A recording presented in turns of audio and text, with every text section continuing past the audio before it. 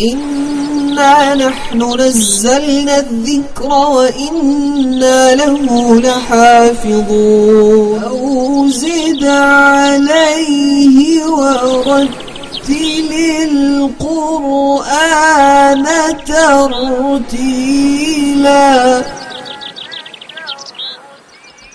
بسم الله الرحمن الرحيم. إن الحمد لله نحمده سبحانه ونستعينه ونستهديه ونؤمن به ونتوكل عليه. من يهده الله فهو المهتد ومن يضلل فلن تجد له وليا مرشدا. اللهم صل وسلم وبارك على هذا النبي الأمي وعلى جميع من استنى بسنته واقتفى أثره وسار على نهجه إلى يوم الدين. من يطع الله ورسوله فقد رشد ومن يعص الله ورسوله فقد غوى واعتدى ولا يضر إلا نفسه ولا يضر الله شيئا. Assalamu alaikum wa rahmatullahi wa barakatuh. Bienvenue à vous pour ce 7e épisode de l'émission Récite comme le prophète alayhi salatu wassalam. Durant les 2 épisodes précédents, j'avais répondu à un certain nombre des questions que vous m'avez posées. J'espère que les réponses sont claires.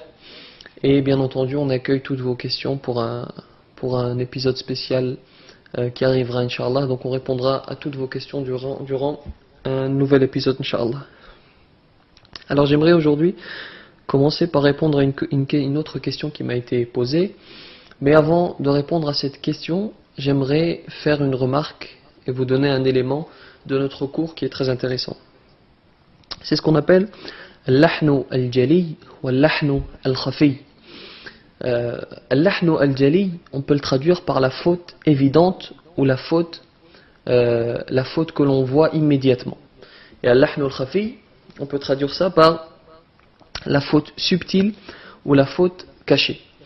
Pour ce qui est de al-lahnu al-jali, qu'on traduit par faute évidente ou faute grave, eh bien c'est une faute que tu vas commettre et qui va altérer le sens du verset, qui va changer le mot que tu as prononcé et qui va conséquemment changer complètement le sens de ce qu'Allah subhanahu wa ta'ala a voulu dire. Par exemple, dans le début de Surat Al-Fatiha, Alhamdulillahi Rabbil Alamin, Ar-Rahman Ar-Rahim, Maliki Yawmiddin. Si par exemple, au lieu de prononcer le dal de ad-din, tu prononces une lettre qui est proche du dal, qui est le ta, et que tu dis Maliki Yawmiddin, Maliki Yawmiddin. Qu'est-ce que ça devient? Au lieu de Maliki Yawmiddin qui veut dire possesseur du jour du jugement, Allah subhanahu wa ta'ala nous informe qu'il est le possesseur du jour du jugement. Juste en ayant changé le dal en ta, tu affirmes qu'Allah subhanahu wa ta'ala est le possesseur de quoi? De at-tin. Qu'est-ce que ça veut dire at-tin? C'est entre guillemets des figues. Des figues. Donc at-tin maliki yawmiddin. Autre exemple, si tu dis Alhamda au lieu de Alhamdulillahi Rabbil Alamin, tu dis Alhamdulillahi Rabbil Alamin. Pareil, c'est un lahnu jali. Si tu dis par exemple Ihdina sirata, au lieu de dire Ihdina sirata, pareil, tu as changé complètement le sens puisque tu as changé les lettres. Donc ça, c'est ce qu'on appelle al-lahnu jali. Et le fait de commettre cela en étant conscient constitue un péché. Tous les savants sont unanimes pour dire que ça constitue un péché, c'est haram, il faut se consacrer à l'apprentissage du tajwid pour éviter de faire ce genre d'erreur. Alors ça c'est concernant al-lahnu al-jali. Maintenant, il y a ce qu'on appelle également al-lahnu al-khafi.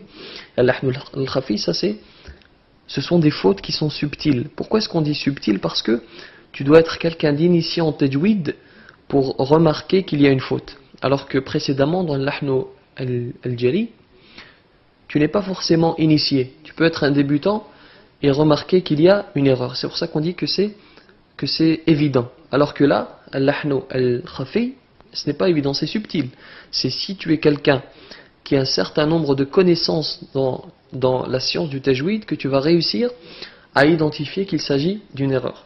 Par exemple, je ne fais pas de mad, par exemple, au lieu de dire Ya ayyuhalladhina amanu, je dis, au lieu de dire Ya, donc au lieu de faire 4 ou 5 temps, je dis 3 temps.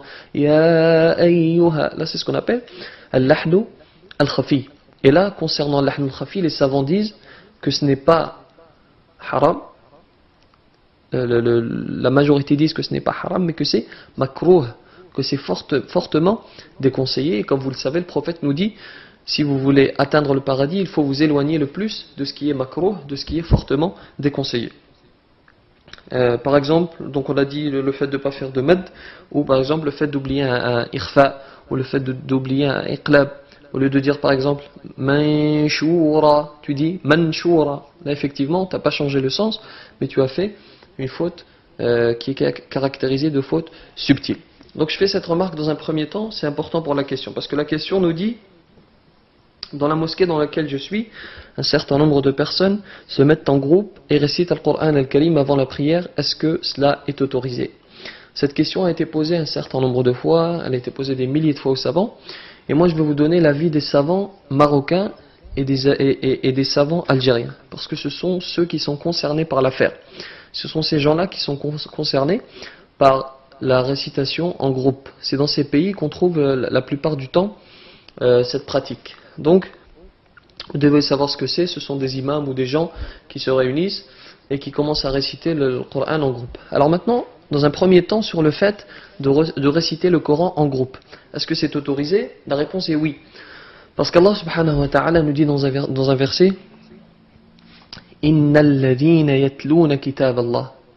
Il nous dit ceux qui récitent le Coran que Dieu a envoyé. Donc au lieu de dire celui qui récite, il a dit ceux qui récitent. Donc il a utilisé le pluriel.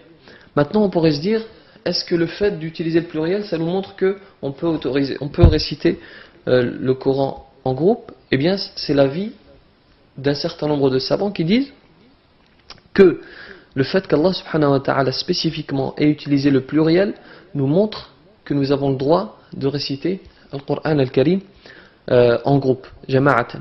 Parce que s'il avait voulu dire alladhi yatlu, il l'aurait dit. Parce que dans un autre verset, il nous dit, il utilise un verset pour dire réciter de manière individuelle. Et donc, s'il avait voulu préciser cela, il l'aurait fait. S'il avait voulu préciser que nous devons réciter le Coran individuellement, il l'aurait fait. Or là, il dit innal ladhina yatluna kitab Allah. Donc cela montre que le fait de lire le Coran en groupe est autorisé. Maintenant, est-ce que il est autorisé de le faire tel qu'il est fait? Les savants marocains et les savants algériens disent oui, cela est autorisé. Parce que certes, il y a un problème de lahnu khafi. Il y a un problème parce que ces gens-là qui récitent ne respectent pas toutes les règles du tajwid. Vous devez les voir à la télé lorsqu'ils récitent. Effectivement, ils n'appliquent pas rigoureusement toutes les règles. Mais les savants disent que c'est un moindre mal parce que lorsqu'ils récitent en groupe, cela leur permet de réviser le Coran al-Karim durant toute l'année. Et cela leur évite d'utiliser la mosquée comme un endroit où ils se retrouvent pour discuter de futilité, pour discuter de la vie. Donc au lieu, premièrement, de discuter, ils récitent le Coran, et deuxièmement, cela leur permet d'apprendre le Coran, ou plutôt de réviser le Coran durant toute l'année.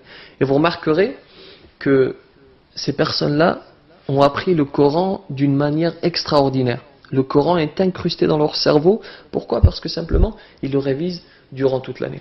Donc ça, c'était pour répondre à la question du frère. Et comme je vous le dis, j'attends vos questions sur islamnord.fr, rubrique contact. Alors pour commencer le cours d'aujourd'hui est un cours très très important. Je vous en avais déjà parlé dans un précédent épisode. Le cours s'appelle Makharijul Huruf, les points d'articulation ou les sorties des lettres. C'est un cours très important parce qu'il va te permettre de savoir d'où est-ce que doit sortir chaque lettre. Et c'est un cours important pour le tajwid, mais également important pour la langue arabe.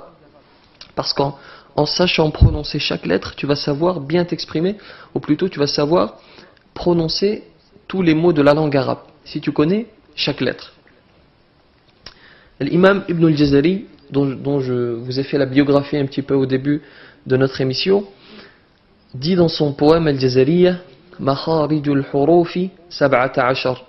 Il nous dit que les sorties des lettres sont au nombre de 17. Il y a 17 points d'articulation.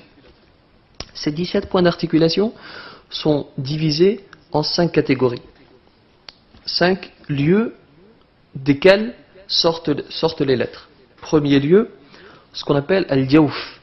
Al-jawf que l'on traduit par le vide que tu as dans la bouche. Deuxièmement, al-halq, la gorge.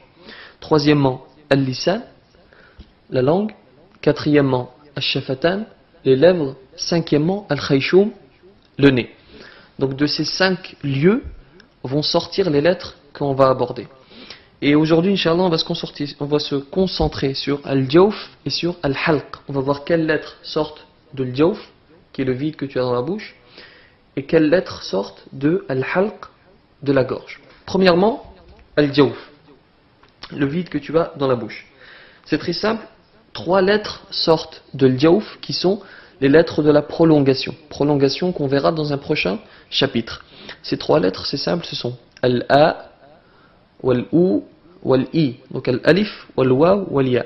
A, ou, i. Lorsque tu les prononces, tu utilises le vide que tu as dans ta bouche. A, ou, i. Et ces 3 lettres sont rassemblées dans le mot qui est dans Surat Hud et qui dit Nuhiha, Nuhiha, Nuhiha. Donc 3 lettres. Al-waw, donc al-ou, al-ya, wal-alif.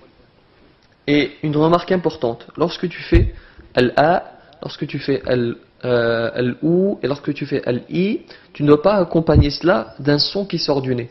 C'est ce qui est répandu malheureusement. Par exemple, Iyyaka na'budu wa iyyaka nasta'in. Je vais vous faire dans un premier temps le cas où c'est faux et dans un second temps le cas où c'est bon.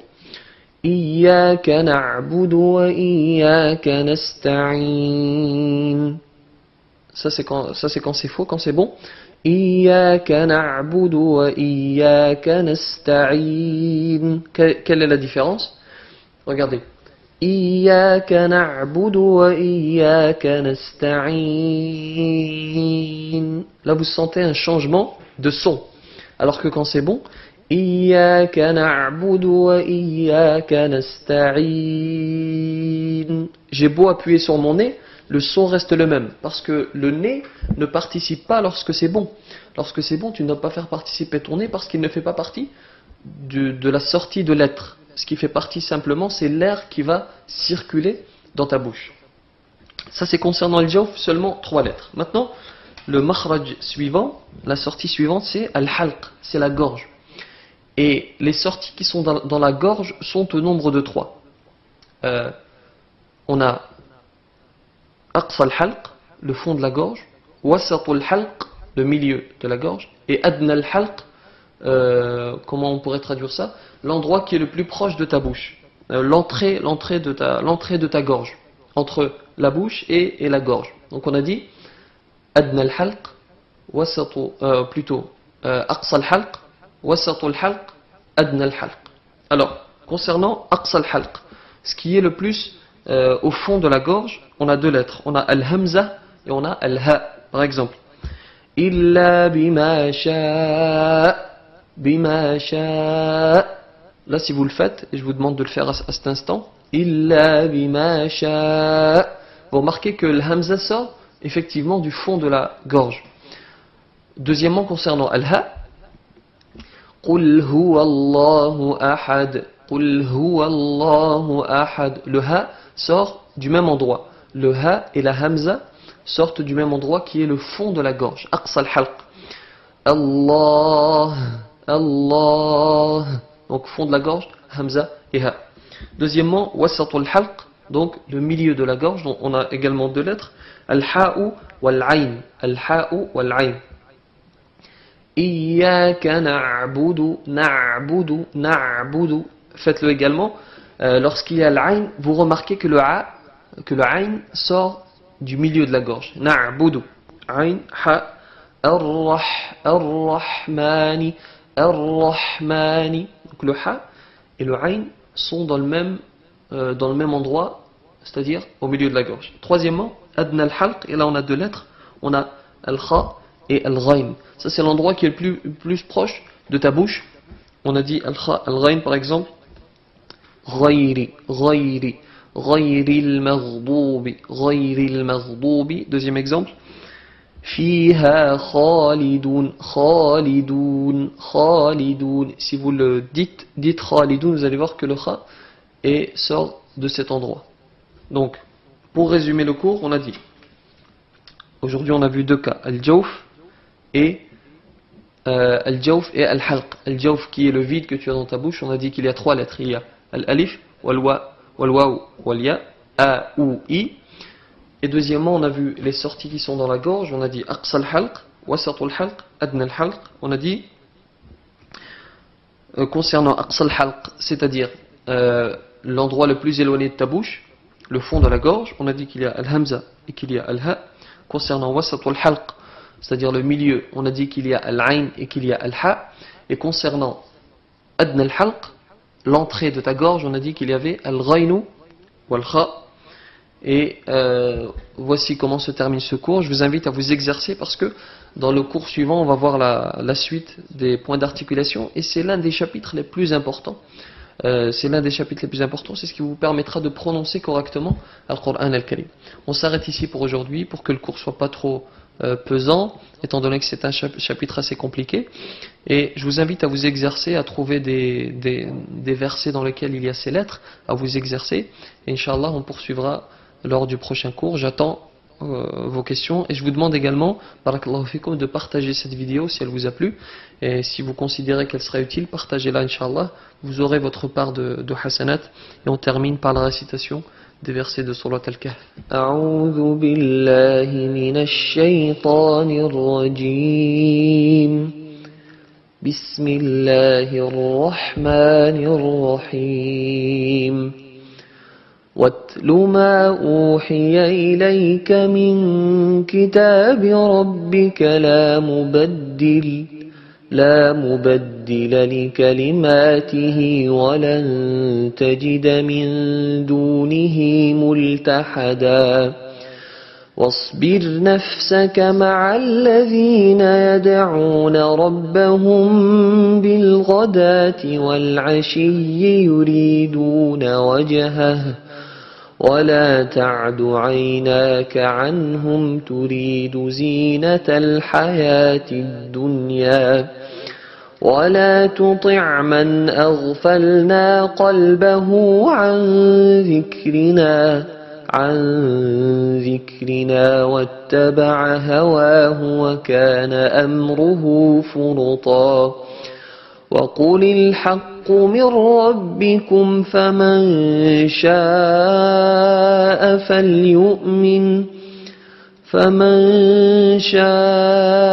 فليؤمن ومن شاء فليكفر إنا أعتدنا للظالمين نارا أحاط بهم سرادقها وإن يستغيثوا يغاثوا بماء كالمهل يشوي الوجوه بئس الشراب وساءت